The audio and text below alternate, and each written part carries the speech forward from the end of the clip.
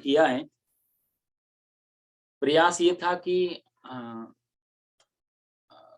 दिवाली तक इसको पूरा कर दें, जैसे भी संभव हो, लेकिन नहीं हो पाया तो फिर माता जी की जैसी इच्छा है ना।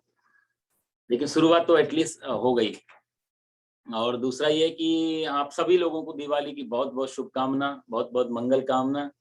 भगवान करे इसी प्रकार से ये त्योहार, और वैसे तो ये साल में ये महीना बहुत ही अच्छा जाता है मेरे लिए भी, और बल्कि हमारे पूरे सनातन संस्कृति के लिए।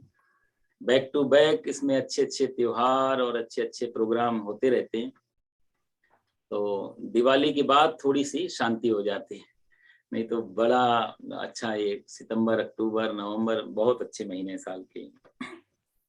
इसलिए दिवाली के शुभ अवसर पे माता लक्ष्मी की कृपा मिले, लक्ष्मी प्रसन्न रहें। और आप देखो तो हम सब लोग जितने भी हैं इस समय दुनिया में, तो जो भागम भाग है जो भी है, उसके पीछे एक ही उद्देश्य आजकल रह गया है, माता लक्ष्मी का। थोड़ा सा है मुश्किल, लेकिन मुख्य उद्देश्य यही रह गया। तो आज हम लोग ये जानेंगे कि लक्ष्मी जिसको हम कहते हैं, या आप लोग थोड़ा सा बताएंगे यदि जो हम लोग कर रहे हैं अभी जैसे श्री सूक्तम, तो आप लोगों ने पहले कभी इसके बारे में सुना हो, या फिर कभी नाम सुना हो, या कुछ जानकारी हो इसके बारे में किसी को? बिल्कुल जीरो जानकारी है पंडित जी मेरे को। अच्छा, नहीं, श्री सूक्तम का नाम सुना था कभी आप लोगों ने? नहीं, इसके पहले नहीं नहीं सुना। पंडित जी। अच्छा अच्छा अच्छा। तो हम लोग शुरुआत फिर वहीं से लेंगे, श्लोक के पहले, कि क्या है ये श्री सूक्तम, तो उसके बारे में भी आपको जानकारी देंगे। तो एक्चुअली में ये लक्ष्मी माता का जो हम लोग जानते आए कि लक्ष्मी बोलते ही हमें एक चीज याद आती है, वो है धन आदि, कि पैसा। वेद में लक्ष्मी को कैसे डिफाइन किया है हमारे ऋषियों ने, लक्ष्मी का स्वरूप, और बिल्कुल ही आप की विचारधारा माता लक्ष्मी के बारे में बदल जाएगी ये सुनने के बाद में। तो बहुत दिव्य ये सूक्त है। और वैसे तो हमारे यहाँ 5 सूक्त हैं मुख्य। सूक्त क्या होता है उसके बारे में भी आगे मैं बताऊंगा, पर 5 सूक्त मुख्य हैं, जिसमें कि ये एक लक्ष्मी सूक्त है। तो और डायरेक्ट वेद से आया है, तो एक तो ये चीज हो गई कि बिल्कुल 100% ये प्रमाणिक है, और भगवान की अपनी वाणी है वेद। और तीसरा ये कि इसमें 16 मंत्र हैं मुख्य रूप से, बाकी और कैसे क्या ऐड हुए वो हम आगे चर्चा करेंगे। तो इसमें कोई ऐसा संशय नहीं कर सकते किसी ने अपनी मर्जी से लिखा है। वेद अपौरुषेय हैं, बाकी सब किताबों को हम लोग पौरुषेय बोलते हैं, मतलब किसी ने लिखा है। अपौरुषेय का मतलब होता है जहां किसी पुरुष ने नहीं लिखा, सीधा भगवान के पास से प्रकट हुए वेद। तो उसमें भी ऋग्वेद हमारी सनातन संस्कृति का क्या, पूरे विश्व की सबसे प्राचीन और सबसे अर्वाचीन, और कहा जाए सबसे मुख्य ये ग्रंथ है अपने भारत सनातन धर्म का। तो उसका ये श्री सूक्तम एक पार्ट है। और वेद अपने आप में बहुत कठिन है, इसलिए भी हमारे भारत में आजकल वेद को पढ़ना थोड़ा मुश्किल हो गया, क्योंकि समझना, पढ़ना, उसको प्रोनाउंस करना बहुत ही कठिन है। वो संस्कृत की भाषा बिल्कुल अलग है। जैसे कि लेमन्स इंग्लिश क्या होती है, एक दो इंग्लिश भी अलग अलग होती है ना। एक हम लोग जैसे बोलचाल में भाषा में यूज करते हैं, और एक कोर्ट कचहरी में, डॉक्यूमेंट्स में, उसकी लैंग्वेज में कुछ फर्क होता है। तो ऐसी जो वेद की भाषा है, संस्कृत है तो वही, लेकिन अलग है थोड़ा सा। जैसे कि एक सामान्य अर्थ है कि मैं जाऊंगा, तो मैं जाऊंगा का यदि हम संस्कृत ट्रांसलेट करेंगे तो मैं का संस्कृत होगा अहम, और जाऊंगा का होगा गच्छामि। तो अहम गच्छामि, ये एक बोलचाल की भाषा की संस्कृत है यदि हम ट्रांसलेट करते हैं और बात करते हैं आपस में। तो वेद में ऐसा नहीं मिलेगा। वेद में यदि कोई कहता है कि मैं जाऊंगा, तो अहम गच्छामि नहीं होगा, बल्कि होगा गच्छाम्यहम। वो एक ही वर्ड में अहम को जोड़ दिया जाएगा, गच्छाम्यहम। तो इसलिए बहुत सारे ऐसे एग्जाम्पल हैं, वो तो संस्कृत की कभी क्लास होगी तो इसमें मैं आपको समझाऊंगा कि वेद की भाषा में क्यों कैसा अंतर है। ये बड़ा मीठी भाषा है, देववाणी है। तो लेकिन ये फर्क होने की वजह से संस्कृत को जानने वाले भी वेद को वेद पे व्याख्या करना, वेद पे बोलना बहुत कठिन हो जाता है, जो संस्कृत की जानकारी। तो उसके लिए तो कहा जाए तो वेद भगवान की ही कृपा हो, नारायण की कृपा हो, तब ऐसा कर सकते हैं, नहीं तो और हम लोगों को तो बिल्कुल बस की नहीं है। लेकिन फिर भी आप लोगों का आग्रह और परमात्मा की कृपा, तो थोड़ा प्रयास करूंगा। पहली बार ही है मेरा ये, तो इससे पहले हरिद्वार में सिर्फ सुना ही था, इसके बारे में कभी बोलने का मौका कभी नहीं मिला। तो ये आप लोगों की बड़ी कृपा है कि आप लोगों ने समय दिया और ऐसा मौका दिया कि मुझे वेद में प्रवेश करने का अवसर मिल रहा है। तो देखते हैं कहाँ तक कैसे चलता है हमारा ये। और अभी तो मैं फिलहाल इसको थोड़ा जल्दी करूंगा, जिससे कि पता लगे कि आगे यदि आप लोगों की रुचि रही तो हम फिर एक एक दो दो श्लोक को लेकर के अच्छी तरह फिर दोबारा से देख सकते हैं। पहले श्री सूक्तम क्या है इसका सिर्फ परिचय मैं आपको 2-4 क्लासों के अंदर, सेशन के अंदर करवा देंगे। ठीक है जी, तो हम इसमें प्रवेश करते हैं जी। ओम या श्री स्वयं सुकृतिनां भवनेषु लक्ष्मी पापात्मनां कृतधियां हृदये सुबुद्धिं श्रद्धां सतां कुलजन प्रभवस्य लज्जा तां त्वां नतास्मि परिपालय देवी विश्वम्। ओम या देवी सर्वभूतेषु लक्ष्मीरूपेण संस्थिता नमस्तस्यै नमस्तस्यै नमस्तस्यै नमो नमः। ओम श्रीं ह्रीं श्रीं कमले कमलालये प्रसीद प्रसीद श्रीं ह्रीं महालक्ष्मै नमः। ओम महालक्ष्मै च विद्महे विष्णुपत्न्यै च धीमहि तन्नो लक्ष्मी प्रचोदयात्। ओम श्रीं महालक्ष्मै नमः। बोलो लक्ष्मी मात की जय। विष्णु प्रिया देवी की जय।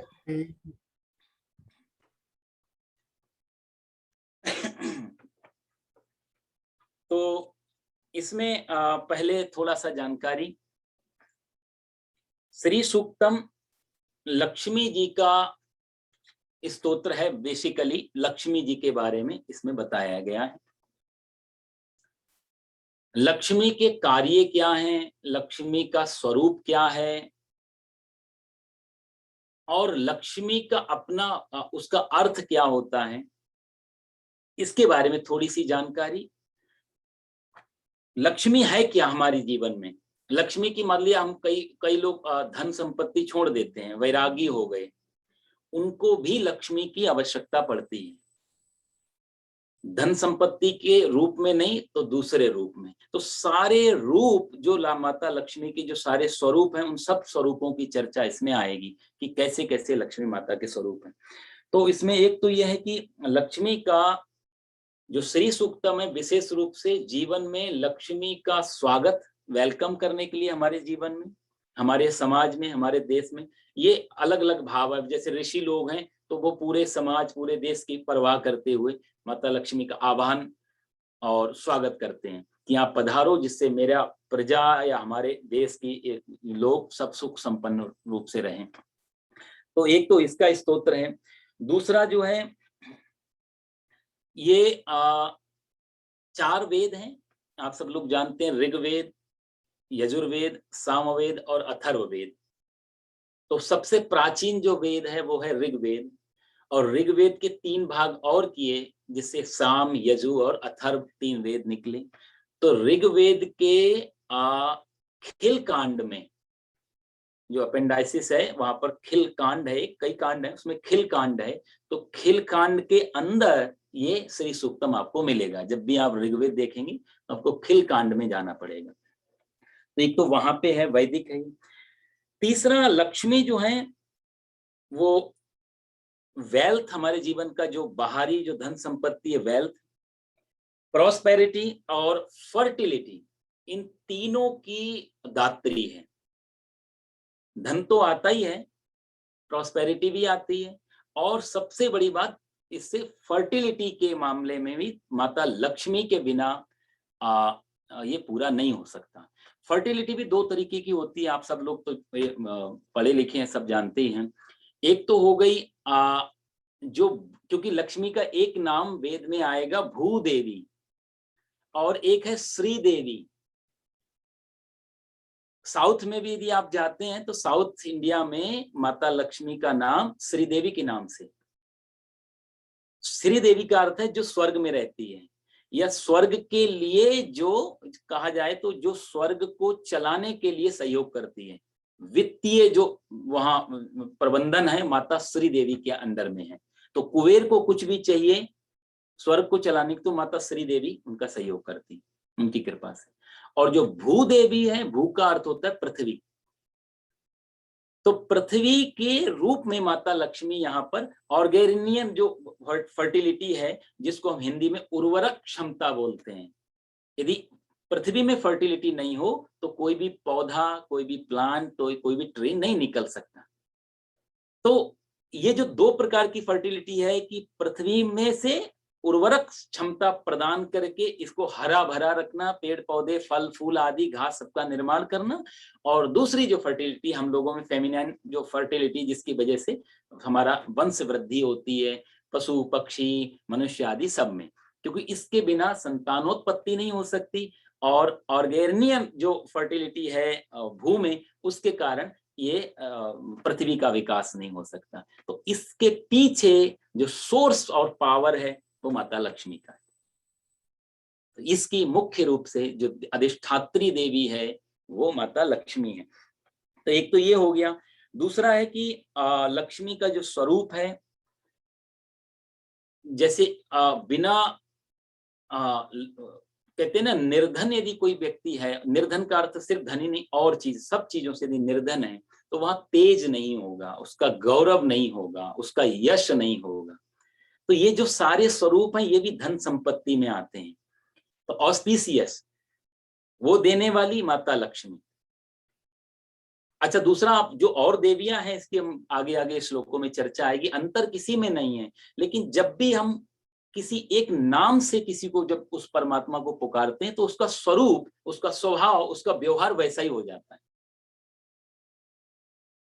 जैसे आप मेरे को कोई पापा नाम से पुकारे तो पापा बोलते मेरा भावना, मेरा स्वरूप, मेरा हाव भाव चेंज होगा, मुझे लगेगा कोई बच्चा पुकारा। कोई मित्र भाव से पुकारेगा तो मेरा हाव, मैं रहूंगा भाई, लेकिन मेरे अंतर मन की जो जो भावनाएं विचारधाराएं वो बदलेंगी। तो ऐसे ही परमात्मा एक है, जब हम उसको माता लक्ष्मी के रूप में आवाहन करते हैं, उसकी प्रार्थना करते हैं, तत्काल उसका स्वभाव, उसके कार्यक्रम, उसके क्रियाकलाप सब हमारे प्रति बदलते हैं। तो इसलिए एक तो वेद में ये तो शुरू में कहा ही गया है, जब आप श्री सूक्तम से पहले पढ़ेंगे कि ऊपर सब कुछ एक है, लेकिन हमारे विचार परमात्मा को उस स्वरूप में आने के लिए मजबूर कर देते हैं।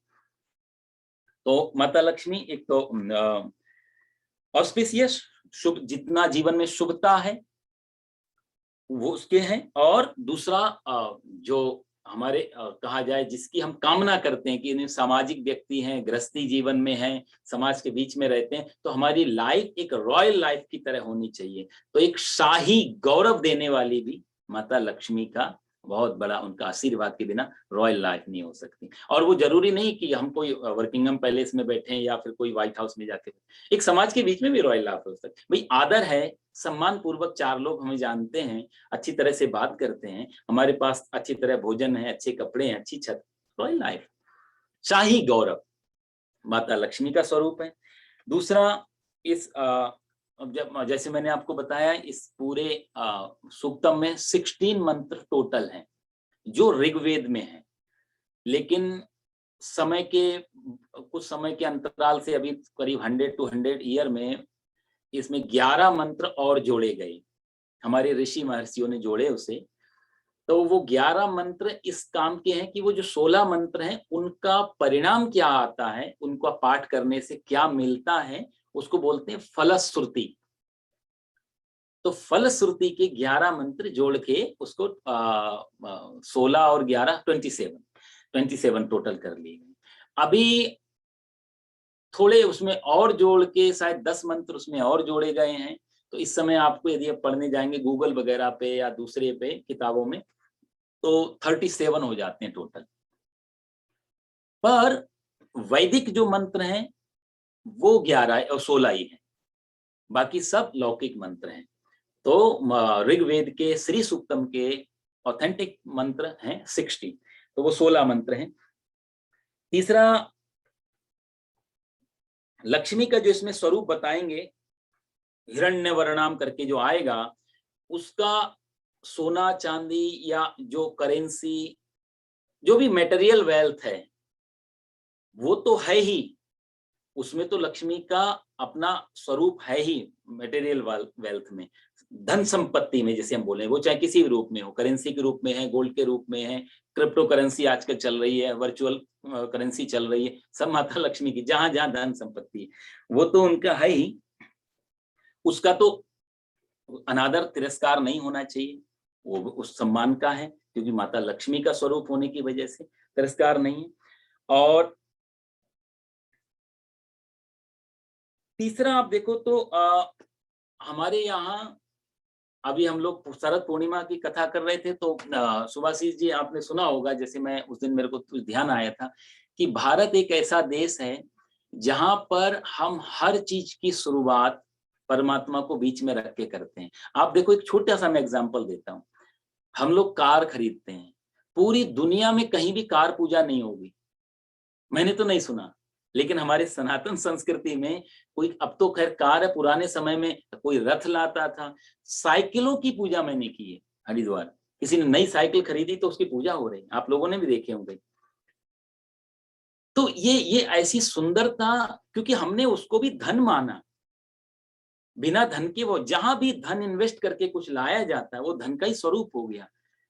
तो ये वाहन पूजा के नाम से हम लोग लक्ष्मी माता का ही, तो ये भारतीय संस्कृति की अनोखी देन है कि हमने हर चीज में माता लक्ष्मी का स्वरूप रखा। जहां जहां हमको सुख सुविधाएं मिल रही हैं वो सब माता लक्ष्मी। इसलिए हमारे यहाँ गृह प्रवेश भी हो रहे हैं पूजा से, कार पूजाएं भी हो रही हैं। कोई अच्छा गोल्ड खरीदते हैं, आप देखो पूरे गुजरात में अभी शायद आने वाला है नेक्स्ट थर्सडे, एक पुष्य नक्षत्र होता है। 27 नक्षत्र होते हैं, तो उन नक्षत्रों में पुष्य नक्षत्र है। तो किसी दिन गुरुवार को, थर्सडे को पुष्य नक्षत्र पड़ जाए, आप देखो गोल्ड की कीमत ऊपर चली जाती है। भारत में लोग मिलियन मिलियन डॉलर का गोल्ड खरीदते हैं। यहाँ पर भी हमारे गुजराती भाई बंधु हैं, पूरा न्यू जर्सी जाके और बिस्किट और ये सब चीजें खरीद के लाते हैं कि उस दिन हमें माता लक्ष्मी की विशेष कृपा होती है कि गुरु पुष्य में यदि गोल्ड लिया जाए तो ऐसे शुभ समय का बहाना बना करके भी माता लक्ष्मी का हम लोग आदर पूर्वक घर में स्वागत करते थे। बात गुरु पुष्य में कितना दम है वो अलग पक्ष है एस्ट्रोलॉजी का, पर हमारे अंदर कितना भाव है और आदर है कि माता लक्ष्मी यदि हमारे घर में आए, एक शुभ मुहूर्त में पधारे। लक्ष्मी अनपगामिनी, अगला श्लोक आएगा, ऐसी लक्ष्मी आए जो कभी वापस नहीं जाए, जो स्थिर हो, स्टेबल हो, हम दोबारा से कभी दरिद्र ना हो जाएं एक बार उसके आने के बाद में। तो एक इसका है, इसलिए कभी भी लक्ष्मी का किसी भी रूप में तिरस्कार नहीं होना चाहिए।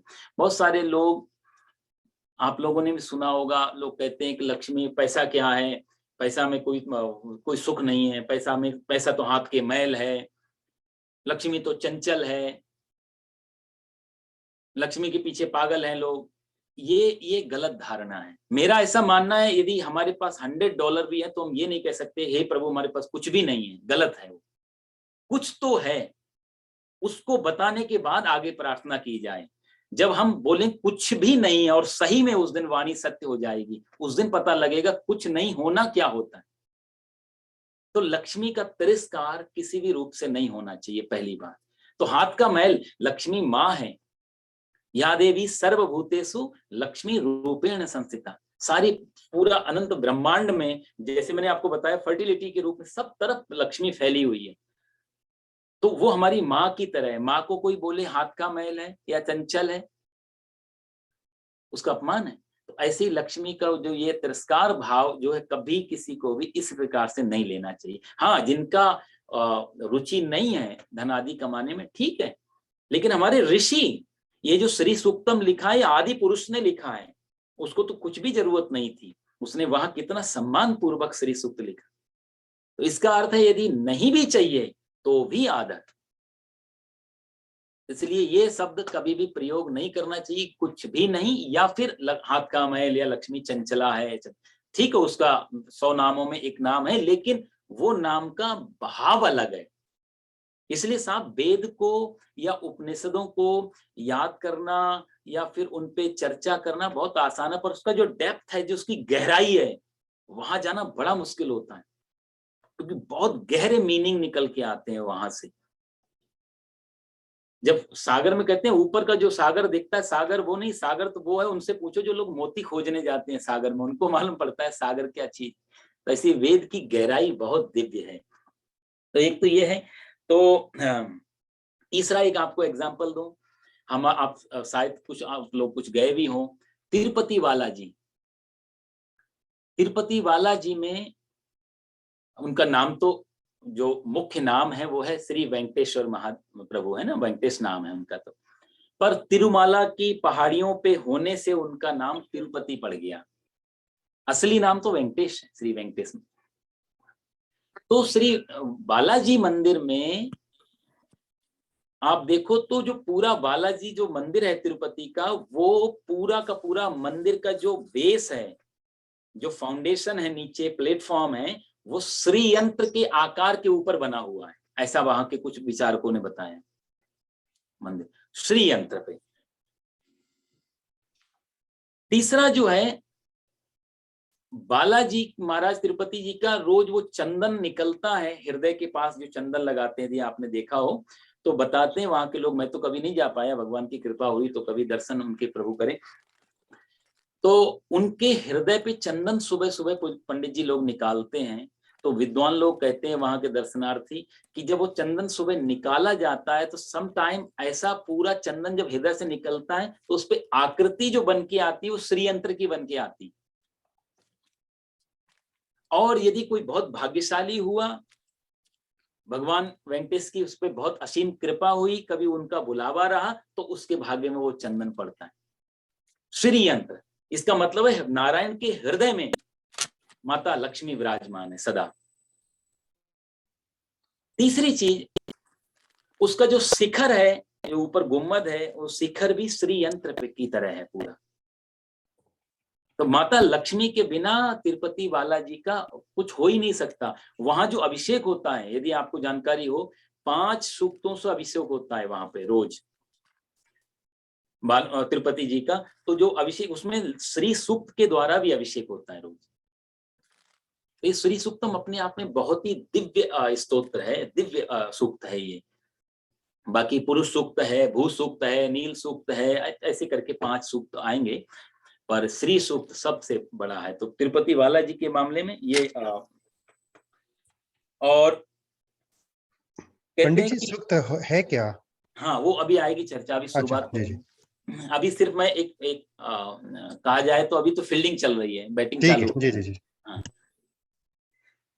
तो क्योंकि जो माता लक्ष्मी है, जैसे भगवान हनुमान जी से कोई पूछे राम जी कहाँ रहते हैं, तो आपने देखा वो छाती फाड़ के दिखा दिया कि राम सीता अंदर बैठे। ऐसे लक्ष्मी का जो वास है वो वैसे तो नारायण के चरणों में है, लेकिन नारायण के चरणों में लक्ष्मी जी की तरफ से है कि लक्ष्मी से कोई पूछे आप कहाँ रहती हो, तो नारायण के चरणों में। लेकिन कोई नारायण से पूछे लक्ष्मी कहाँ है, तो यहाँ पे वक्षस्थल में वास है नारायण। डोंगरे महाराज जी का नाम आपने सुना होगा, हमारे गुजरात के प्रसिद्ध कथावाचक हुए और बहुत बहुत दिव्य कथावाचक। इसी 19th सेंचुरी में गए, जब भी वो कथा करते थे तो आंख बंद कर लेते थे, और आप सुन रहे हो नहीं सुन रहे हो, उठ के चले गए, क्या कर रहे हो उनको कोई मतलब नहीं। वो ऐसा लगता था जैसे वो डायरेक्ट भगवान को ही सुना रहे हैं। 3 घंटे तक आंखें बंद होंगी उनकी, आराम से कथा सुनी। तो डोंगरे महाराज जी ने एक बार ऐसी बात कही थी कि लक्ष्मी माता के जहां हैं वहां से निकली हुई हवा, और उस हवा का झोंका भी यदि किसी पुरुष को छू ले तो दुनिया का सबसे बड़ा आदमी बन जाता है वो, धन संपत्ति में। साक्षात यदि लक्ष्मी आ जाए तो वो तो बात ही क्या है। ये डोंगरे महाराज जी का वचन था। तो ऐसा ये दिव्य श्री सूक्त। दूसरा, यहाँ पर जो चर्चा होगी वो बाहरी संपत्ति के बारे में भी चर्चा होगी, लेकिन इनर वेल्थ भी है कुछ, उसके बारे में भी यहाँ बताया जाएगा। बाहरी संपत्ति तो है ही जो दिखाई दे रहा है, लेकिन इनर वेल्थ से क्या कनेक्शन है माता लक्ष्मी का, आंतरिक संपत्ति, आंतरिक वैभव। क्योंकि बाहर की संपत्ति साफ शांति नहीं देगी, लेकिन आंतरिक संपत्ति शांति देती है। इसलिए कोई फकीर नाचता है और कोई राजा टेंशन में होता है, और ऐसा कई बार हुआ। फकीर वाहवारे मौज फकीर आंधी, कहते हैं कभी एक भजन था, वाहवारे मौज फकीर आंधी, कभी मैं आपको सुनाऊंगा, अभी ध्यान नहीं आ रहा है। तो कभी कुछ भी नहीं है उसके पास में, लेकिन आनंद का समंदर है, उसको नाच रहा है खुले आकाश के नीचे। पूछने जाओ तो उसके सामने कई बार शहंशाह भी शर्मा जाते थे कि हमारे पास सब कुछ है। तो वो आंतरिक जो इनर वेल्थ है वो भी लक्ष्मी के द्वारा ही प्राप्त हो सकती है। तो उसके बारे में यहाँ चर्चा होगी। तीसरी बात जो और उस वही मुख्य है, इसलिए श्री सूक्तम, ये बहुत गहरी बात श्री सूक्तम में मिलेगी कि सबसे मुख्य है अंदर की संपत्ति। जब आवई संतोष धन तो सब धन धूरी समान। सुदामा जी ने कहा कि आपके पास तो कुछ भी नहीं है। तो सुदामा जी ने बोला मेरा मित्र द्वारिकाधीश है, मुझे चाहिए क्या। और दूसरी चीज, सारा कुछ हो भी लेकिन संतोष नहीं हो तो संपत्ति का क्या महत्व है। इसलिए सुदामा जी के बारे में कहते हैं कि जब आवई संतोष धन, जब संतोष रूपी धन आ जाता है तो बाकी सब धन धूरी समान, सारे धन धूल के समान हो जाते हैं। इसलिए जो सम्मान एक गरीब सुदामा को व्यास जी ने श्रीमद् भागवत में दिया है, कृष्णस्यासीत सखा कश्चित ब्रह्मणो ब्रह्मवित्तमः, ब्राह्मण और ब्राह्मणों के ब्रह्मवित्तों में भी उत्तम, इतनी रिस्पेक्ट पूरे श्रीमद् भागवत में व्यास जी ने किसी को भी नहीं दी जितने टाइटल इसको सुदामा जी को दिए, जबकि सुदामा जी के पास कुछ भी नहीं था। क्योंकि संतोष रूपी धन है, वहां पे अपेक्षा ही नहीं है, अंदर से आंतरिक संपत्ति है जिसकी चर्चा यहाँ चलेगी। तो इनर वेल्थ की बात यहाँ पर। तो हमारे जो भारतीय विचारधारा है वहां पर और जो पाश्चात्य विचारधारा है वहां पर, दोनों में यही अंतर है कि वो जो हमारे यहाँ श्री सूक्त में जो दोनों भाव निकलेंगे उसमें एक भाव तो वेस्टर्न कल्चर में या वेस्टर्न आइडियोलॉजी में मालूम पड़ेगा कि हाँ ये धन है, लेकिन जो दूसरा जो डेप्थ है, जो दूसरी गहराई है, वो भारत के अलावा शायद कोई नहीं समझ पाएगा इसको। क्योंकि उस दिन मैं चर्चा कर रहा था कि भारतीय जो विचारधारा, इंडियन आइडियोलॉजी में जो चीज हमारे जीवन के लिए जरूरी है, जिसके बिना हम जीवन नहीं जी सकते, वो भी लक्ष्मी स्वरूप है, वो भी धन है, वो भी संपत्ति है, वो भी वेल्थ है।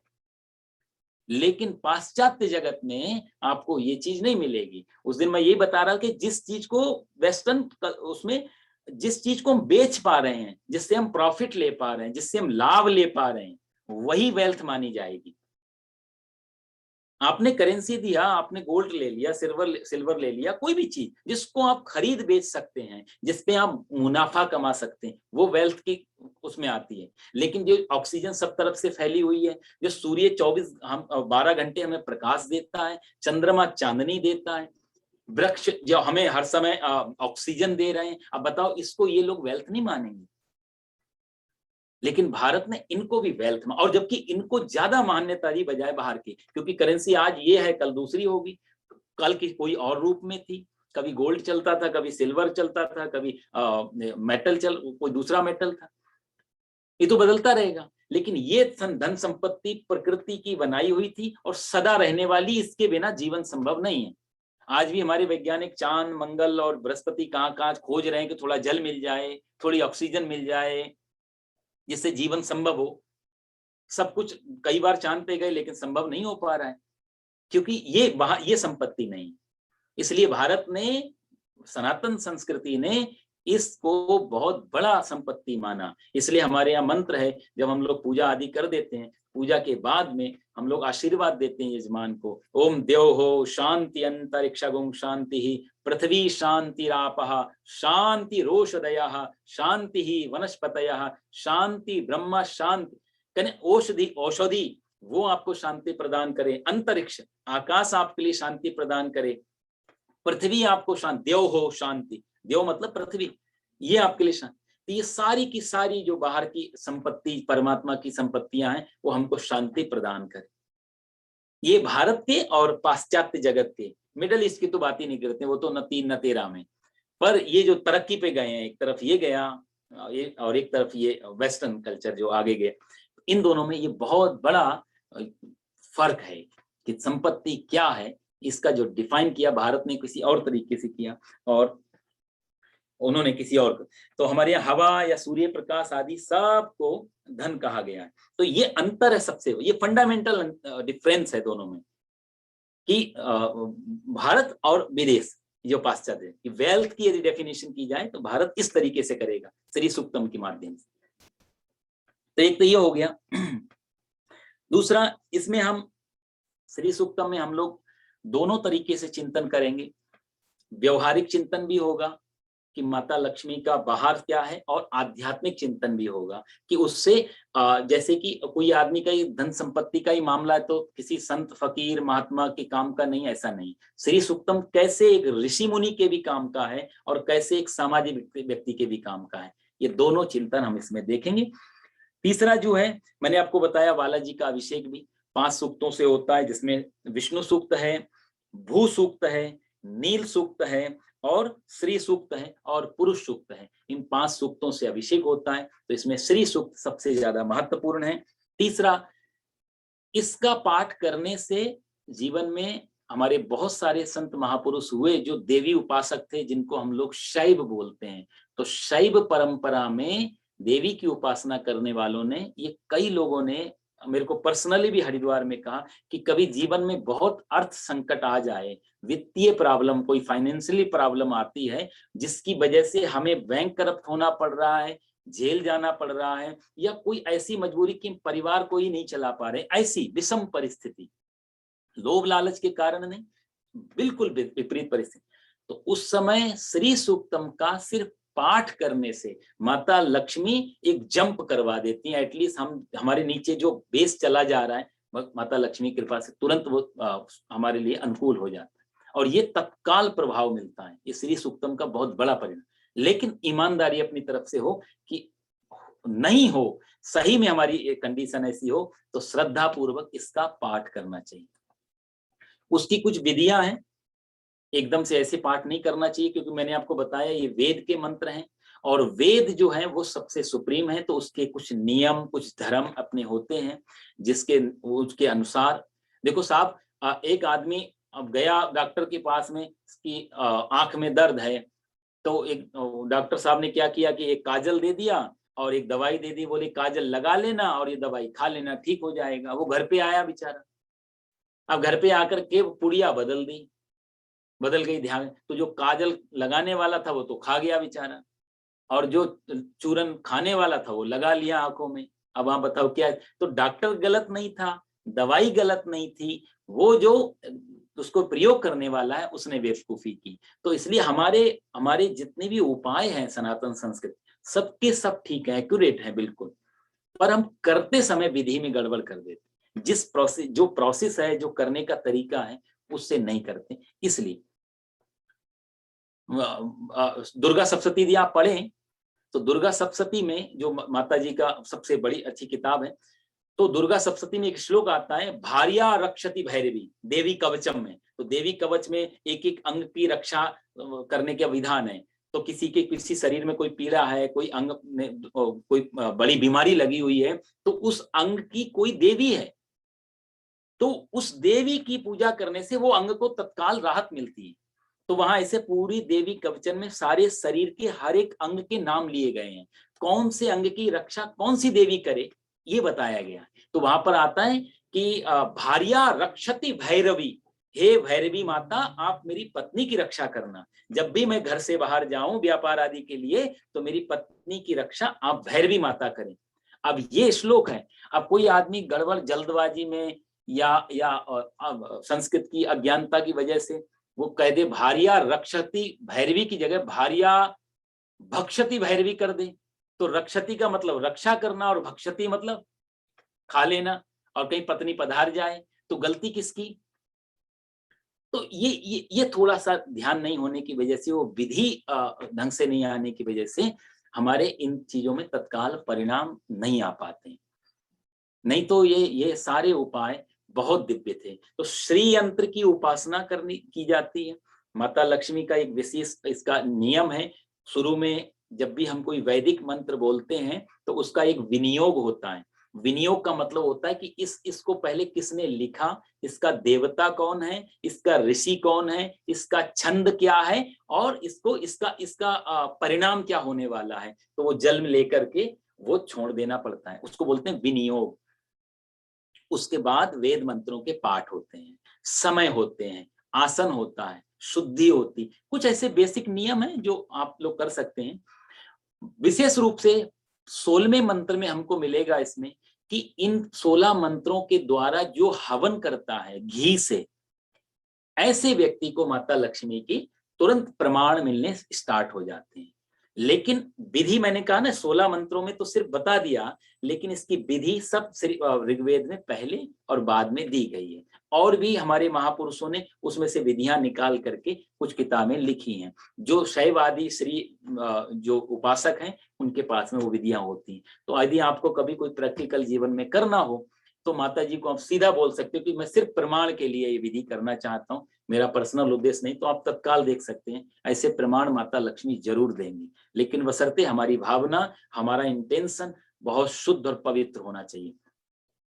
तो ऐसी विधियां हैं। श्री यंत्र की पूजा होती है इसमें मुख्य रूप से। श्री यंत्र आप सब लोगों ने देखा होगा। वो श्री यंत्र की क्या क्या स्वरूप क्या है, उसमें 4 दरवाजे हैं, उनका मतलब क्या है, उसके अंदर जो शिखर हैं, उसके अंदर जो अष्टदल कमल हैं, उसके अंदर जो 5 कमल हैं, उसके बीच में जो एक बिल्कुल माइक्रो लेवल का जो बिंदु बना हुआ, इन सब का अपना एक भाव है, इनके अपनी एक अर्थ है, मीनिंगफुल है श्री यंत्र। तो यदि समय मिला तो मैं आपको किसी दिन स्क्रीन पे श्री यंत्र लगा करके आपको बताऊंगा कि वो पूरा श्री यंत्र कैसा है और कैसा है, उसके अंदर कितनी ऊर्जा होती है। कहते हैं श्री यंत्र यदि ठीक ठाक बनवा लिया और यदि आपने उसकी स्थापना कर दी तो आप शीशे पे रखते हैं और 1 इंच का शीशा भी होगा तत्काल फूट जाता है वो शीशा। यदि श्री यंत्र में ऊर्जा इतनी जल्दी प्रवेश करती है ब्रह्मांड से, और ऐसा लाइव एग्जांपल बहुत बार हुए हैं जिनका सही वेदोच्चार हुआ है, उच्चारण और अच्छी तरह से पूजा हुई, तत्काल जिस पे श्री यंत्र रखा है वो क्रैक हो गया, श्री यंत्र गिर गई। जैसे पारा को पकड़ना मुश्किल है, ऐसे श्री यंत्र को आसन देना कठिन हो जाता है। इसलिए लक्ष्मी के कुछ मंत्रों से विशेष उपासना श्री यंत्र को टिकाया जाता है। वैसे तो आप घर घर में मिल जाएंगे श्री यंत्र, आज लोगों दुकानों पे मिल रहे, पर वह नहीं। श्री यंत्र का असली स्वरूप मैं आपको समझाऊंगा, तो आपको कभी मिला, आपको भगवान ने चाहा तो फिर आप उसको कैसे रखना है, क्या उसकी विधि है, कैसे उसका होना चाहिए, कैसे वो ऊर्जा को एब्जॉर्ब कर रहा है, वो आपको पता लगेगा। इसलिए कहते हैं यंत्रों को अन्यथा रूप से नहीं रखना चाहिए, या तो विधि नहीं मालूम, शोकेस में तो बिल्कुल नहीं रखना चाहिए। यंत्र, मंत्र और तंत्र, ये 3 चीजें हैं सफलता के लिए।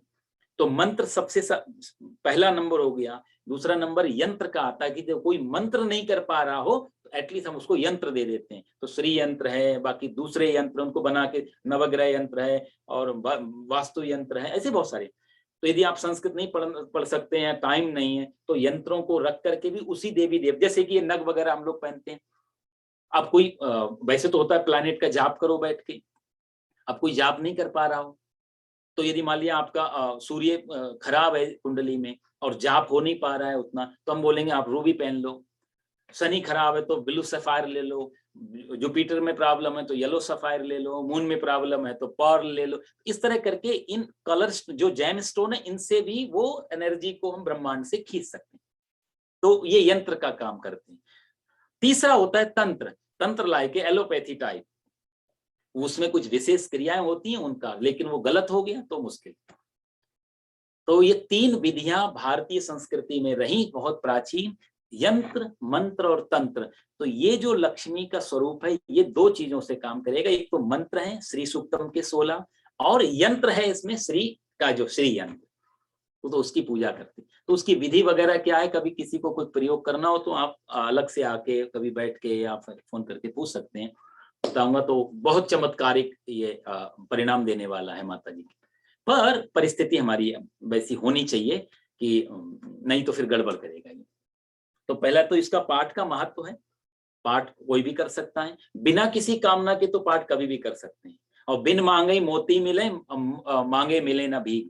बिना किसी कामना से यदि पाठ किया जाएगा तो माता जी देखेंगे कि क्या जरूरत है, कब जरूरत है, उस हिसाब से देंगे। लेकिन मांगते समय हमें तैयार होकर के और उसे विधि पूर्वक करना चाहिए। तो ये अंतर है दोनों में। तो अकामा सर्व कामो व मोक्ष काम उदाहरति, कहते हैं अकामना से, निष्काम भाव से यदि गलत भी हो जाता है तो उसका दोष नहीं लगता, लेकिन कामना के साथ यदि हम गलत करेंगे कुछ तो उसका दोष लगेगा। ये फर्क है विधि में। तो निष्काम भाव से वाल्मीकि ने मरा मरा किया तो राम बन गया, 3 बार मरा बोलो तो 2 बार राम बन जाता है। तो लेकिन पीछे कोई कामना नहीं थी तो मरा भी राम बन के भगवान की प्राप्ति हो गई। लेकिन यदि कामना के साथ है तो हमें उसके लिए वो रखना चाहिए। तीसरा क्या है कि लक्ष्मी को हम लोग माँ बोलते हैं और नारायण से जल्दी प्रसन्न होने वाली माता लक्ष्मी है। वैसे भी दुनिया में एक नेचुरल नियम है, आप देखो माँ का स्वरूप पिता से भिन्न होता है। ममता माँ के अंदर होती, पिता के अंदर कोई उतना ममता का नाम नहीं लिया, ममता माँ के अंदर है। दूसरा एक आपको और प्रैक्टिकल में बताऊं, आप यदि कभी बोल के देखो, जब आप माँ शब्द बोलो और बाप बोलो तो माँ बोलते समय मुंह खुलता है और बाप बोलते समय एकदम बंद हो जाता है। जिसके सामने जाकर के मुंह खुल जाए वो माँ, और जहां जाकर के मुंह बंद हो जाए शांति वो बाप। तो ये भारत में सदा से रहा, पिता से हर बच्चा थोड़ा डरता था, जो जिद पूरी करवानी हो माँ के पास जाएंगे। तो इसलिए ये भी एक भाव है कि माँ के पास जाके हम थोड़ा जिद करके भी कर सकते हैं। नारायण में ठीक है, नारायण थोड़ा लेट आते हैं, ध्रुव प्रहलाद आदि सबका एग्जाम्पल है। माँ कभी देर नहीं करती। कुपुत्रो जायेत क्वचिदपि कुमाता न भवति, जो स्तोत्र है देवी माँ का, दिव्य परादेव स्तोत्र, उसमें कहते हैं कि कुपुत्रो जायेत, पुत्र तो कुपुत्र हो सकता है, संतान तो कुपुत्र हो सकती है। कुपुत्रो जायेत क्वचिदपि कुमाता न भवति, माता कभी कुमाता नहीं होती। तो ये माँ का बहुत बड़ा स्वरूप है इसमें। तो तीसरा मैंने आपको बताया कि इसके करने के नियम हैं, विनियोग करना पड़ता है इसमें, और इसके ऋषि हैं। तो इनके हर जो वेद के जो मंत्र हैं उनके अपने एक ऋषि होते हैं। तो इस श्री सूक्तम के 4 ऋषि हैं। एक का नाम है आनंद, एक का नाम है करदम, एक का नाम है चिकलीत, और चौथे हैं श्रीसुत या श्रीयुत या इंदिरासुत। उसके जो चौथे के हैं वो कई नाम अलग अलग दिए गए हैं, इंदिरासुत भी बोलते हैं, श्रीसुत भी बोलते हैं। और आपको एक बात जान के शायद जानकारी होगी या नहीं, ये 4 के चारों ऋषि माता लक्ष्मी के अपने सुपुत्र हैं। माता लक्ष्मी के 18 पुत्र हैं वैसे, तो 18 पुत्रों में 4 पुत्र मुख्य हैं जिनके नाम वेद में कई जगह मिलेंगे। तो एक आनंद माता लक्ष्मी का बेटा, चिकलीत माता लक्ष्मी के पुत्र, और करदम ये भी माता लक्ष्मी की, और इंदिरासुत, इंदिरा नाम है माता लक्ष्मी का, तो इंदिरासुत मतलब पुत्र, तो इंदिरासुत मतलब लक्ष्मी पुत्र। तो ये 4 के चारों इस सूक्त के मुख्य ऋषि हैं। तो जब आप विनियोग करने बैठेंगे तो वो है, मैं आपको यदि आपको मिले तो ठीक है ऑनलाइन, नहीं तो मैं भी दे सकता हूँ आपको बाद में। तो विनियोग करते समय इन 4 ऋषियों के नाम आते हैं। तो इस तरह करके 4 इनके ऋषि हैं। तीसरा इनका जो देवता है, देवता मतलब इसका जो मालिक है वो स्वयं माता लक्ष्मी है। तो महालक्ष्मी देवता ऐसे करके विनियोग में आएगा। तो स्वयं माता लक्ष्मी इसकी वो है। और दूसरा इसका एक देवता अग्नि देवता भी है। तो इसमें आगे आएगी कि इसमें अब भगवान अग्निदेव से प्रार्थना की जा रही है कि हे अग्निदेव, आप माता लक्ष्मी को हमारे जीवन में, हमारे घर में, हमारे समाज में, हमारे देश में भेजो अच्छी तरह से। तो ये प्रार्थना बेसिकली नारायण से नहीं, माता भगवान अग्निदेव से की जाएगी। इसलिए इसके दो देवता बने, इधर माता लक्ष्मी और भगवान अग्निदेव इसके देव। तीसरा, इसका और हर श्लोक का एक गाने का अपना एक एक लय होती है। जैसे संगीत में भैरवी गाना हो, भीम पलासी गाना हो, शिवरंजनी गाना हो, तो बंगाल में तो हमारे संगीत का अब तो बहुत बड़ा प्रचार रहा। हमारे इधर नॉर्थ आते आते लोग धीरे धीरे रॉक पॉप में चले गए, नहीं तो हमारे बंगाल में भारतीय संगीत का बहुत बोलबाला। तो आप लोग जानते हैं सुभाषिस जी कि हर राग के अपने अपने काल होते हैं, कौन से समय पे गाना चाहिए। दूसरा, उनके अपने आलाप हैं, कौन से आलाप कहाँ से शुरू होगा। तीसरा जो है लय, मतलब हर चीज एक बंद उसमें है। एक भी अक्षर इधर उधर हुआ तो छंद राग बदल जाएगा। राग के तो ऐसे रागों के जैसे नियम है, ऐसे छंद हैं। तो वेद छंदों में बना हुआ है। कौन से छंद में इस मंत्र को गाना चाहिए, वही छंद उस प्रयोग करो। ये उसका एक नियम है। तो ये जो श्री सूक्त है, इसमें जो शुरू के मंत्र हैं जो 3, ये मंत्र सब के सब अनुष्टुप छंद में हैं, पहले 3 मंत्र। बाकी 4 जो इसके बाद हैं, 3 के बाद 4 5 6 7, 4 5 6 7 यहां तक जो मंत्र हैं वो विरहति छंद में है। इसके बाद 5 और 6 ये त्रिष्टुप छंद में है, और 7 से 14 जो मंत्र हैं सबसे ज्यादा ये हैं अनुष्टुप छंद में फिर से। और 15 जो मंत्र है, 15वां ये है निस्तार पंक्ति छंद में है। तो इस तरह के इनके छंद बने हुए, कौन से छंद में कौन सा मंत्र चलेगा वो बहुत जरूरी चीज है। तो वो छंद में, क्योंकि यदि लय वैसी नहीं रही तो मंत्र का पूरा प्रोनाउंसिएशन ही चेंज हो जाएगा। तो और एक जानकारी मैं आपको और दूं, क्योंकि ये ऐसी चीजें हैं कि ये तो थोड़ा जानकारी हो जाए तो अच्छा लगेगा आपको, इस टॉपिक से हटके है। हमारे सनातन धर्म में जितने भी शास्त्र आए, चाहे वो 18 पुराण हो, चाहे वो आगे के मनुस्मृति है, या महाकवि कालिदास ने जो 18 सर्ग लिखे रघुवंश महाकाव्यम में, या अभिज्ञान शाकुंतलम करके एक बड़ा ग्रंथ लिखा उन्होंने। तो मेन रूप से यदि मैं बताऊं तो 100% में लगभग 90% से ज्यादा जो श्लोक हैं वो अनुष्टुप छंद में है। अनुष्टुप छंद का बहुत प्रचार है। श्री वाल्मीकि जी, ऋषि वाल्मीकि ने पहली बार पहला श्लोक जो लिखा रामायण लिखने से पहले, आदि कवि ने, वो भी अनुष्टुप छंद का था। तो इसलिए अनुष्टुप जो छंद है वो बहुत फेमस और बहुत सरल है। महाभारत के 1 लाख श्लोक हैं, 93,000 श्लोक अनुष्टुप छंद में, उसको वैसे ही पढ़ सकते हैं। रामायण में 24,000 श्लोक हैं, तो रामायण के 24,000 श्लोकों में लगभग 21,600 समथिंग कुछ वो अनुष्टुप छंद में है। इसलिए जानकारी दे रहा हूं कि कितना महत्व रहा। ये संस्कृत के श्लोक ऐसे ही नहीं लिख दिए गए, इनमें ये लिखते समय एक एक अक्षर का महत्व था।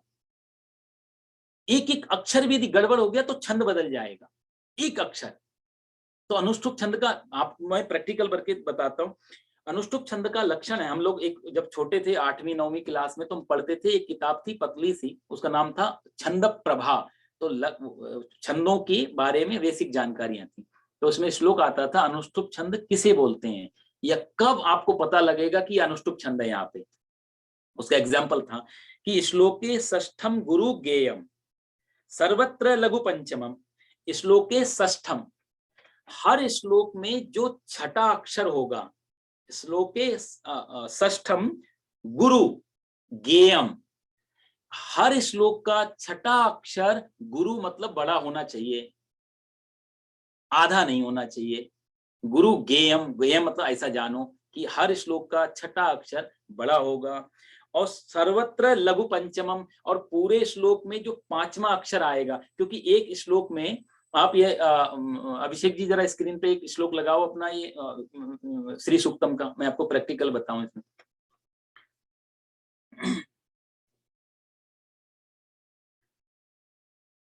ये जो यहां से ओम छोड़ देंगे तो यहां से शुरू करें तो एक, ह, र, दो, आधा अक्षर गिना नहीं जाता, आधे अक्षर का कोई महत्व भी नहीं होता, तो हम ऐसे नहीं बोलेंगे ढाई अक्षर, दो या तो पूरा होता है, तो 1 2 3 4 और ये देखो 5, तो ये पांचवा अक्षर, ये और ये छठा अक्षर, सॉरी, तो गुरु गेयम छठा अक्षर ह है, यहाँ पूरा का पूरा दिया गया है।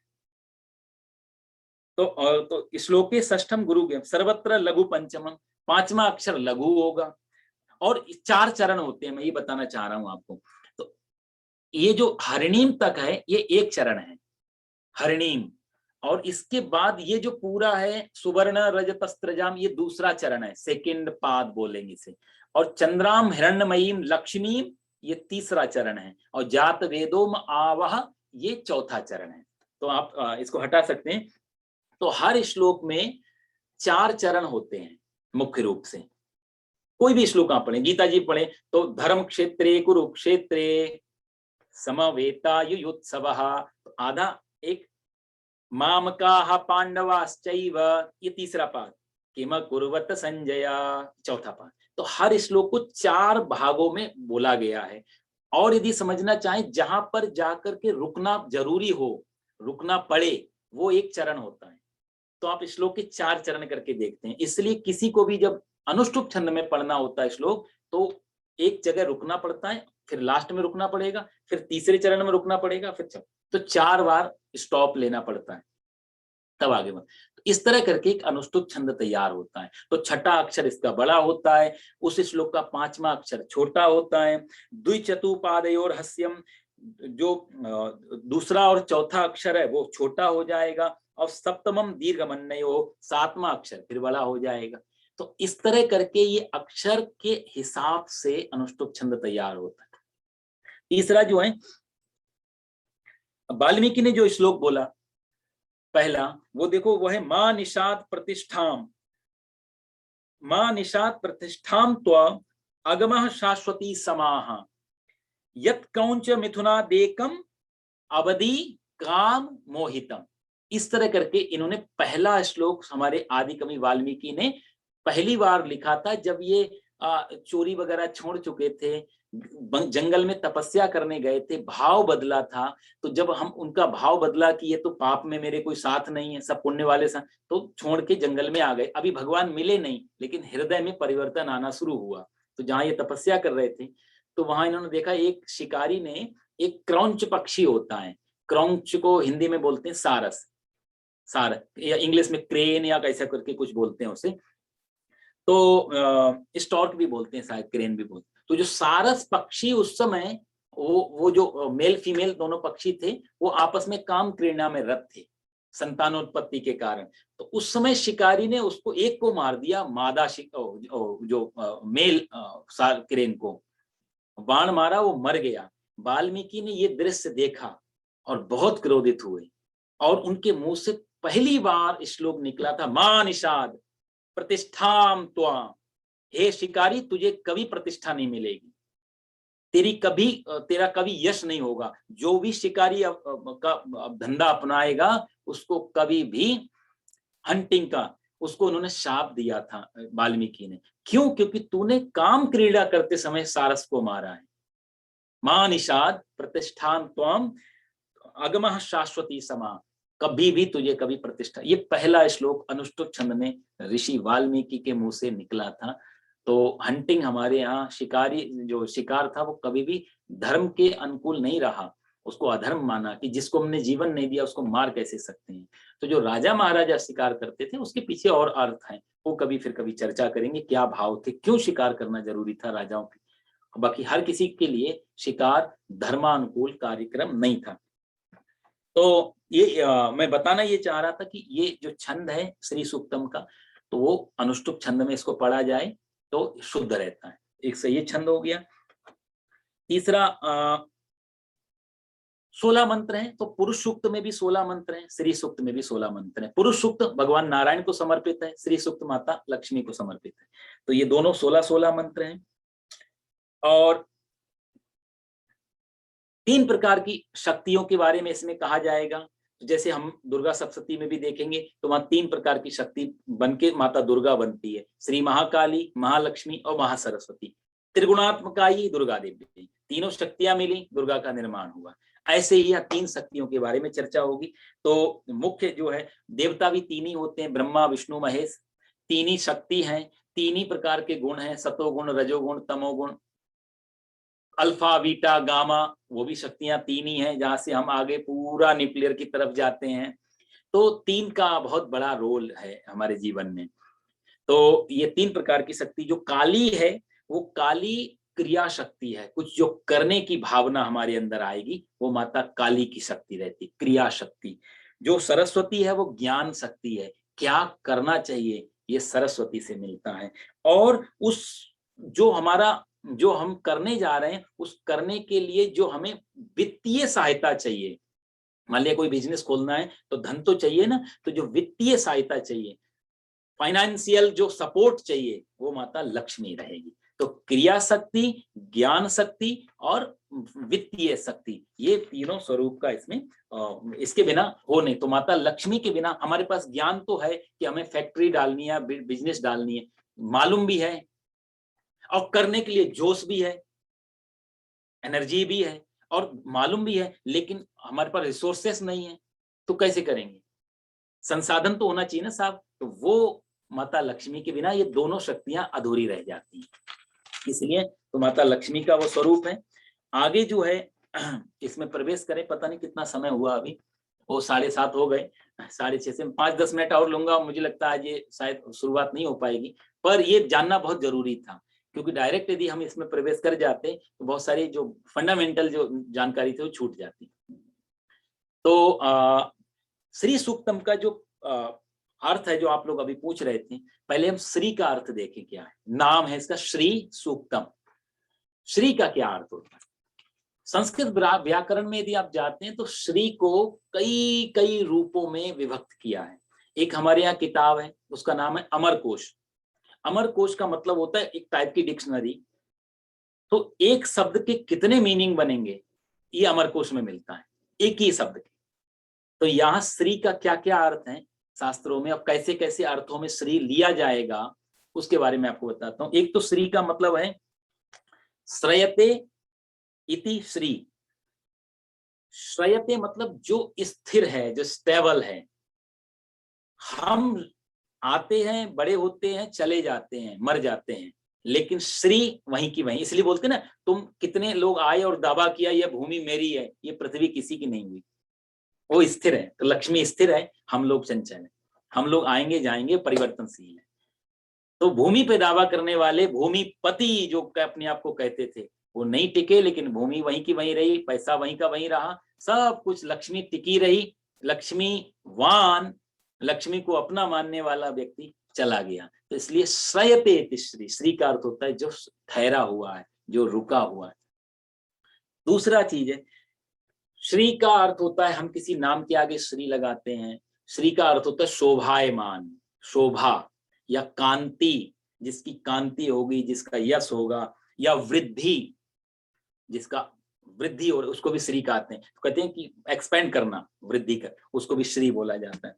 तीसरा सिद्धि, कोई काम यदि हो जाए तो हम कहते हैं ना, भगवान करे आपको श्री मिले, तो इस काम में आपका श्री मतलब आपकी काम पूरा हो जाए, उसको भी श्री कहा जाता है। शुरुआत करते हैं उसको भी श्री कहा जाता है, इसलिए बोलते हैं श्री गणेश शुरू करो, तो श्री गणेश, तो वो भी, तो श्री का दी एंड और उसका शुरुआत, दोनों में श्री का अर्थ निकलता है। शुरू कुछ करना हो तो भी श्री, खत्म होता है तो श्री से सृष्टि शुरू हुई, श्री पे आके सृष्टि भी खत्म हो जाएगी, ऐसे अर्थ भी निकलते हैं।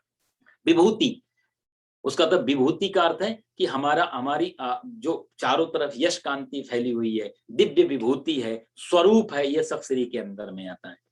चौथा अर्थ है, एक बहुत जानकारी मैं आपको दूं, आजकल ये काफी प्रचलित है, लेकिन धर्म की ऐसी आज्ञा है और धर्म का ऐसा नियम है, जीवित व्यक्ति के नाम के आगे ही श्री लगा सकते हैं। लीगली कोई आदमी यदि मर गया तो उसके नाम के पहले श्री नहीं लगाते हैं, ये शास्त्रीय मर्यादा थी, ये लिखा हुआ है। हम लोग व्यवहार में, प्रेम में, आदर में, सम्मान में ऐसा करते हैं, लेकिन शास्त्रीय मर्यादा नहीं है। इसलिए कहते हैं जीवित व्यक्ति ही श्रीमान हो सकता है, श्रीमान हो सकता है। मरने के बाद वो शरीर जब छूट गया और नष्ट हो गया, श्री शब्द हट जाता है वहां से। ये बहुत महत्वपूर्ण जानकारी थी। तीसरा, श्री का जन्म जो है संस्कृत की श्री श्री धातु से, तो जो रूट वर्ड है वो श्री, श्रा जो है वो वर्ड, वहां से श्री निकला। तो श्रा का अर्थ होता है समर्पण, सरेंडर कर देना। जहां पर हम समर्पण हो जाएं, जहां सरेंडर हो जाएं, वहां से। तो माता लक्ष्मी आप सदैव देखो तो हमेशा भगवान विष्णु के चरणों में बैठी हुई है। वो समर्पित भावना का एक सिंबल है, जहां हमेशा चरणों में, हमेशा। नहीं तो आप देखो ना, भगवान विष्णु सो रहे हैं और वो सेवा करने, कोई चित्र ऐसा नहीं जो साथ में ऐसी बैठे। सदैव उनके जो जो जो श्लोक है भगवान विष्णु के, वहां भी माता लक्ष्मी चरणों में ही विराजमान दिखाई देंगी, यदि नारायण के साथ है तो। सेवा हमारी धर्मपत्नी कोई करके राजी नहीं, यदि हम लेट जाएं कि तुम तो सो रहे बड़ी महाराज, कब तक दबाना है पैर। माता लक्ष्मी सदा तत्पर। एक हनुमान जी उधर राम जी के, और इधर माता लक्ष्मी भगवान विष्णु के। माता पार्वती आपको बैठी दिखाई देंगी भोलेनाथ के साथ शोभामान, लेकिन भगवान विष्णु का जो क्षीर सागर में जो स्वरूप है वो लेटे हुए हैं एक हाथ, और माता लक्ष्मी चरणों, उस समर्पित भावना का बहुत बड़ा प्रतीक है। तो श्री का अर्थ वहां से निकला, समर्पण, सरेंडर हो जाना। तीसरा, श्री जो है वो फीमेल वर्ड है, स्त्रीवाचक शब्द है।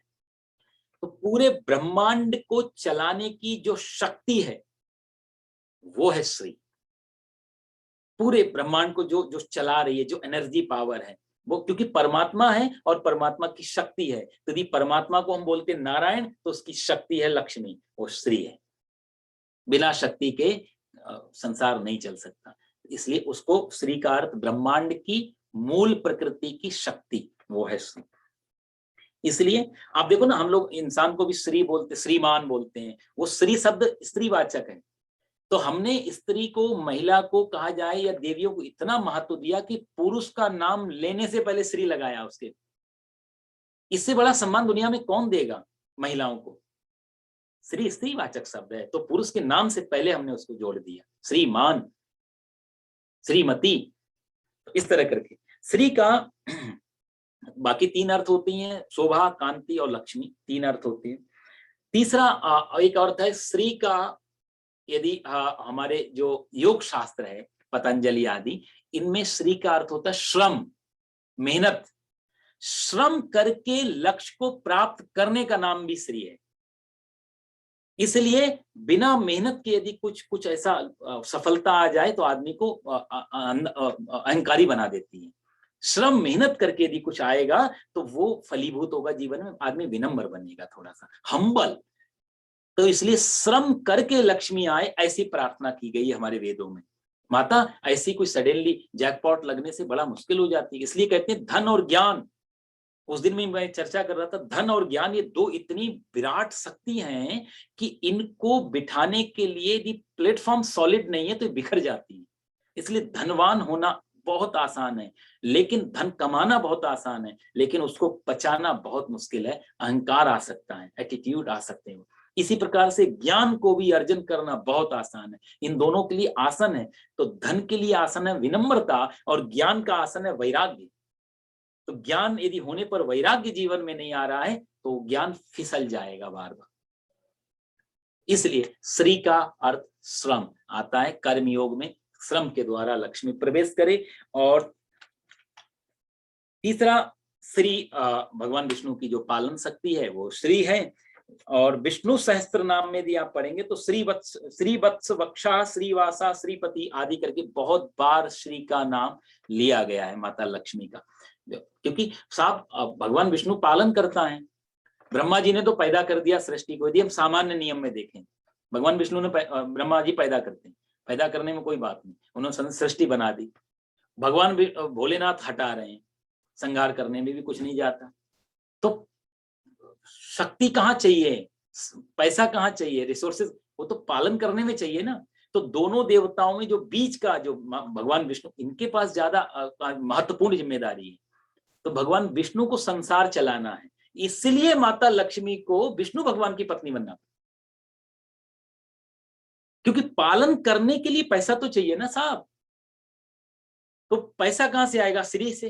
पैसा कहां से आएगा? माता लक्ष्मी से। तो कहने का अर्थ यह था कि जिससे चलाया जाए संसार, वो है श्री, वो है लक्ष्मी। इसलिए लक्ष्मी नारायण का जो स्वरूप है वो बहुत महत्वपूर्ण प्रतीक है इस बात का। तो इसलिए भगवान विष्णु की पालन शक्ति, उसका जो नाम है वो श्री है। माता लक्ष्मी को यदि पूरा मंत्र किसी को नहीं आता हो तो हमारे यहाँ बीजाक्षर मंत्र बनाए गए हैं। जैसे ह्रीम शब्द बोलते ही माता सरस्वती की को आवाहन हो जाता है, माता सरस्वती की प्रार्थना हो जाती है। क्लीम बोलते ही माता काली की तरफ चला जाता है मंत्र। ऐंग बोलते ही माता दुर्गा की तरफ जाता है। और श्रीम जो बीजाक्षर मंत्र है वो माता लक्ष्मी का बीज मंत्र है। इसलिए आप ओम श्रीम ओम श्री ऐसा भी यदि मंत्र का जाप किया जाए तो माता लक्ष्मी की कृपा प्राप्त होने लगती है। तो टोटली मंत्र बने थे ओम ऐम ह्रीम क्लीम, ये मंत्र बने। तो ये माता लक्ष्मी, माँ सरस्वती और माँ काली, इनको समर्पित मंत्र हैं। तो माता लक्ष्मी का एकाक्षरी मंत्र बोलते हैं इसको वेद में, श्रीम इनका एकाक्षरी मंत्र है। तो ये तो श्री के बारे में मैंने आपको बताया।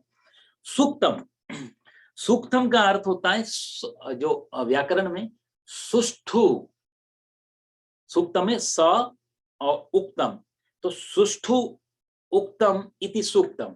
सु का मतलब होता है अच्छा, इसलिए बोलते हैं शुभ या सुविचार या शुभ संकल्प। ये सु शब्द जहां लगेगा वहां अच्छे के रूप में लगता है। सुसंस्कार, सुंदर, सुभाषितानी, सुभाषीष, ये जो सु है ये अच्छे। तो ऐसे सूक्तम में जो सु लगा हुआ है वो है कल्याण का प्रतीक, शुभता का प्रतीक। और उक्तम का अर्थ होगा कहने वाली चीज, जो कहा गया, जो बोला गया। यानी कि सूक्तम का बेसिकली अर्थ होता है समाज के कल्याण के लिए, समाज के उद्धार के लिए, सबके अच्छा ऑस्पिशियस, सबके लिए शुभता लाने वाला यदि वो जो पाठ, उसको सूक्तम बोला जाता है। वो कोई भी पुरुष सूक्तम, श्री सूक्तम, नील सूक्तम, भू सूक्तम, ये सब सूक्तम। तो ये सूक्तम का मेन अर्थ होता है जिसको पाठ करने से कल्याण हो, शुभता जीवन में आए, पवित्रता आए, उसको बोला जाता है सूक्तम। तो लोक कल्याण के लिए। तो अच्छा, दूसरा एक और भी अर्थ है इसका कि हमारे पुराने समय में जो ऋषि लोग कोई मंत्र लिखते थे तो वो मंत्र को लिखने से पहले वो उसका प्रैक्टिकल एग्जाम कर लेते थे, लाइव एग्जाम हो जाता कि ये मंत्र किस काम आएगा, या उनको कोई प्रॉब्लम आई तो इसके लिए मैं क्या उपाय करूं, ऐसा उनके अंतर मन में आता था और उसको वो प्रैक्टिकल करके फिर लिखते थे। जैसे कि एक हकीम था, आपको बताया पहले भी बात हुई है, लुकमान। तो लुकमान नाम का जो हकीम था वो वनस्पतियों से बात कर लेता था। तो उसको मालूम पड़ जाता था वृक्ष के पास जाके कि ये पौधा किस बीमारी में काम आएगा। तो कहते तो ये थे कि लुकमान को वनस्पति बताती थी कि हम इस डिजीज में काम आएंगे। तो ऐसे ही हमारे जो सुश्रुत महर्षि हुए उनको भी वनस्पति से बात होती थी, क्योंकि इनकी अपनी कोडिंग है, अपनी भाषाएं हैं इनकी। पूरा पूरा पूरा ब्रह्मांड जीवंत है, हर किसी की अपना भाषा है बात करने की। तो सुश्रुत ऋषि को वनस्पति, तो ऐसे ही हमारे ऋषि को मंत्रों के बारे में पूरी जानकारी होती थी। इसलिए हमारे वैदिक मंत्रों को या जो दूसरे मूल मंत्र हैं इनको कहा जाता था मंत्र दृष्टा ऋषि। यानी उन मंत्रों के प्रभाव को वो देख पाते थे कि इस मंत्र का क्या प्रभाव होने वाला है, तो मंत्र दृष्टा ऋषि। तो उस मंत्र दृष्टा ऋषि ने जो भी श्लोक लिखा, जो भी पूरा, उनको भी सूक्तम कहा जाता है। मंत्र दृष्टा ऋषियों द्वारा लिखा हुआ श्लोक सूक्तम में आ जाता है। तो ये भी सूक्तम का अर्थ है। तीसरा लक्ष्मी, ये लक्ष्मी का विशेष मंत्र है। लक्ष्मी का मतलब होता है वही पालन करने की शक्ति है जो भगवान नारायण की वो। और तीसरा जो श्री सूक्तम है ये माता लक्ष्मी का ध्वन्यात्मक स्तोत्र है, जिसको हम बोल करके माता लक्ष्मी, तो ध्यान में जा सकते हैं, एक क्रियाएं करके माता लक्ष्मी की कृपा है, श्री यंत्र की पूजा करके माता लक्ष्मी, लेकिन यह है कि साउंड बोल करके ही डायरेक्ट माता लक्ष्मी से हम जुड़ सकते हैं। ध्वन्यात्मक स्वरूप है माता लक्ष्मी का। और आप यदि आपने पतंजलि का पाणिनि, महर्षि पाणिनि की एक व्याकरण है, उसको बोलते हैं सिद्धांत कौमुदी या लघु सिद्धांत कौमुदी, इन्होंने व्याकरण लिखी, 4000 सूत्र लिखे। तो जब ये पाणिनि लिखने जा रहे थे, इनके पास कुछ आइडिया नहीं था, तो इन्होंने भगवान भोलेनाथ की उपासना की कि मैं व्याकरण कैसे लिखूं। तो जब तपस्या पूरी हुई, भगवान भोलेनाथ प्रकट हुए, तो प्रकट होने पर भगवान भोलेनाथ ने डमरू बजाया, और डमरू बजाया तो डमरू की जो ध्वनि थी उसमें से कुछ ऐसा लगा पाणिनि को जैसे डमरू की ध्वनि से कुछ अक्षर निकल रहे हैं। तो वो बड़े ध्यान से उन अक्षरों को सुनते रहे और लिखते रहे। वो अक्षर थे 14 प्रकार के सूत्र, 14 फॉर्मूलाज थे वो। उसमें कुछ मेरे को याद है, बचपन में याद किए थे। उसमें था आ ई उण, रीर लिख, ए औ, आई औच, है वरट, लण, यम गणनम, झवय, घड़ धस, ख फ छ ठ त चट तब, कपय, ससर, हल। ये 14 सूत्र अभी भी खैर याद है, 94 में याद किए थे। तो इति माहेश्वराणी सूत्राण्यादि, ये माहेश्वर के डमरू से निकलने वाली ध्वनि के रूप में अक्षर थे, जो महर्षि पाणिनि ने उनको लिखा। उन 14 सूत्रों के ऊपर 4000 फॉर्मूला की पूरी व्याकरण हमारे को दे दी। तो वो ध्वन्यात्मक स्वरूप है भगवान बोले। तो जैसे पाणिनि ने 14 सूत्र से 4000 सूत्र बनाए, ऐसे ही हमारे ऋषियों ने माता लक्ष्मी की कृपा से ये जो श्री सूक्तम का निर्माण। तो ये ध्वन्यात्मक प्रार्थना है जिनको हम बोल करके माता जी से जुड़ सकते हैं। एक तो ये है। तीसरा, ये ऋग्वेद के पंचम मंडल में खिल कांड में आपको मिलेगा, तो कभी आप उधर जाएं तो देख सकते हैं। लक्ष्मी का अर्थ होता है चिन्हम लक्ष्म च लक्षणम, लक्षणम चिन्हम लक्ष्म च लक्षणम इति लक्ष्मी, जिसमें ऐसे ऐसे चिन्ह हो, ऐसे ऐसे कहा जाए तो ऐसे उसमें सिंबल दिखें, ऐसे प्रतीक दिखें, जहां से शुभता आ रही हो, जहां से शांति आ रही हो, जहां से आनंद आ रहा हो, जहां से स्थिरता आ रही हो, ऐसे कुछ लक्षण दिखे, वो लक्ष्मी होती है। लक्ष्मी, या फिर लक्ष्मी का एक अर्थ होता है जो लक्ष्य को प्राप्त कराने में सहयोगी बने। हमारे जो जीवन में लक्ष्य है उसको पूरा करने के लिए जो सहयोगी बने, वो भी लक्ष्मी है। तो अग्नि पुराण में यदि आप पढ़ते हैं 18 पुराणों अग्नि पुराण, तो अग्नि पुराण में स्पष्ट लिख दिया हमारे ऋषियों ने कि माता लक्ष्मी की मूर्ति की यदि प्राण प्रतिष्ठा करनी हो तो श्री सूक्तम से ही करनी चाहिए। तो आप लोग भी यदि कभी माता लक्ष्मी की मूर्ति घर पे लाएंगे तो कहते हैं कुछ भी याद नहीं हो, कोई भी पंडित जी नहीं मिल रहे हो, कुछ भी विधि मालूम नहीं हो, जस्ट 16 मंत्र हैं, आप उनको पढ़िए, माता लक्ष्मी का अभिषेक करिए, उसी से गंगा जल से स्नान कराइए, फल फूल मिठाई नारियल पान के पत्ते जो भी पूजा का पदार्थ है वो आप दीजिए, 16 मंत्रों से उस मूर्ति के अंदर स्थापना और प्राण प्रतिष्ठा हो जाती। उसके बिना प्राण प्रतिष्ठा लक्ष्मी की मूर्ति की नहीं होती, ये श्री सूक्तम के द्वारा। तो ये लक्ष्मी का बहुत दिव्य मंत्र है 16।